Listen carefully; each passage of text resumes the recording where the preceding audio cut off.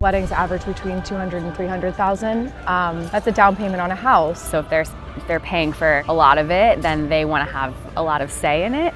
Parents wanting to, in some ways, like flaunt their wealth by showing like a big fancy party.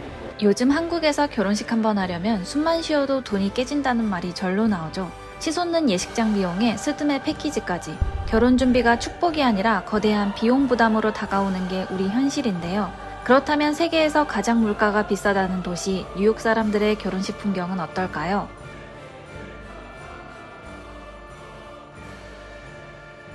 April 16th.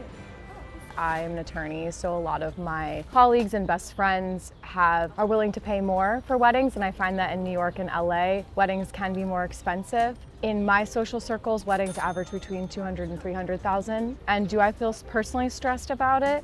I feel stressed that I want to make sure that I'm not being scammed, or that I'm not paying too much. Yeah, I'm stressed that I want to make sure my guests had fun. I don't want to think about it being stressful. I want to think about it being happy. My wedding was in between 200 and 300,000. I think on average, my friends spend around a year and a half planning a wedding. Average in the whole country, maybe 60,000. Around 50,000. So like a Saturday was probably the most expensive. But we chose Jersey City because it was a little less expensive than being here. And we got married on a Monday, which was really helpful. It's a lot of money. We were lucky enough that my parents paid for most of it. It's at least 8 months if you want to get a dress. I'm from Argentina. That's why we just got married at City Hall. We didn't celebrate our wedding. That's why, no cost. At least in Argentina, we also get married and we don't celebrate it. Or we celebrate it years later. Like 20 years. Some weddings can be 30,000, 50,000, which is a lot, and some weddings are hundreds of thousands, if not millions of dollars.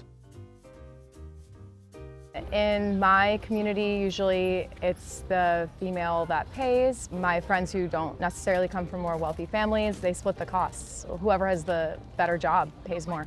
For me, my parents paid everything. My parents paid for him. I'd say it should be 50-50, but if one family comes from more money, then they might spend more. My family and my husband's family spent most of it. Me and my husband, maybe like 5%. We did not put a lot of our money. So luckily we had help from both of our parents. Plus, we both work here in the city, so we covered some of it ourselves. So for housing, he did the down payment and then I've been making the mortgage payments. We were young at the time, so it was mostly our parents supported us. Her family paid a significant amount, and then my parents contributed a small amount as well. 미국에서도 결혼 비용을 부모님이 지원하는 경우가 적지 않았습니다. 그렇다면 비용을 부담한 부모님은 결혼식 준비 과정에서 자식들의 의견에 개입을 하실까요? Yes.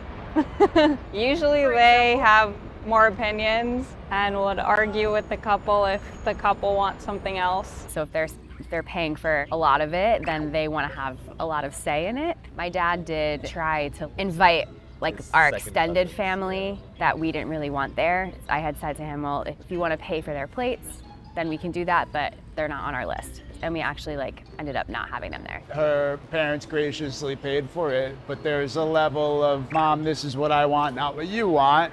And Mom saying, well, I'm paying for it. So they had a lot of their friends there, which I think was a big part of it. This is out of budget, this is expensive, and then the wife just being like, do you want this to look ugly or not? I don't think it's fighting per se, it's more just negotiating how much they're willing to spend. I think we fought a little bit over the guest list. Yeah. The guest list was hard because we wanted to keep it at 150. And Their number of friends versus our number of friends, that was probably the biggest thing.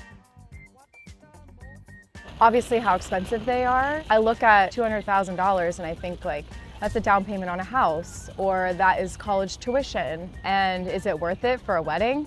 Then I think, well, I'm only getting married once, and I would rather just make more money and work harder to make more money than cheap out. Would it be nice if the venues were less expensive? Yes, but then who would benefit from that? And the staff works hard, and the venues need to pay their mortgage, and it's all a trickle down. Other than maybe expectations around how big weddings need to be, I happened to have only a 60-person wedding, and that was great because I felt like I could really give the best to my guests as opposed to like inviting a ton of people that I barely know and then having to pay hundreds of dollars for their plate of food.